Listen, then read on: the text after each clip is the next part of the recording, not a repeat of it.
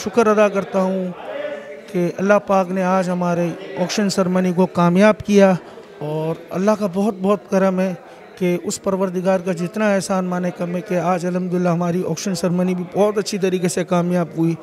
बहुत सारे बच्चे उभर के सामने आए और उम्मीद करता हूँ कि इंशाअल्लाह आगे भी सब उभर के सामने आएंगे, अपनी परफॉर्मेंस देंगे। 15 अगस्त को इंशाअल्लाह पहला मैच है, ओपनिंग सेरेमनी है, तो प्लीज़ आप लोगों से इनवाइट करता हूँ, आप लोगों से रिक्वेस्ट भी करता हूँ कि तमाम अपनी अपनी फैमिलीज़ को लेके, बच्चों को लेके, बच्चों का हौसला बुलंद करने के लिए 15 अगस्त को AR तबा स्पोर्ट्स कॉम्प्लेक्स में ज़रूर आएँ, ओपनिंग सेरेमनी में शामिल हों, ताकि बच्चों का हौसला बुलंद होगा।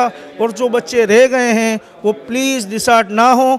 इंशाअल्लाह 6 महीने के अंदर अंदर हम Memon junior super league season 2 लेके वापस आ रहे हैं।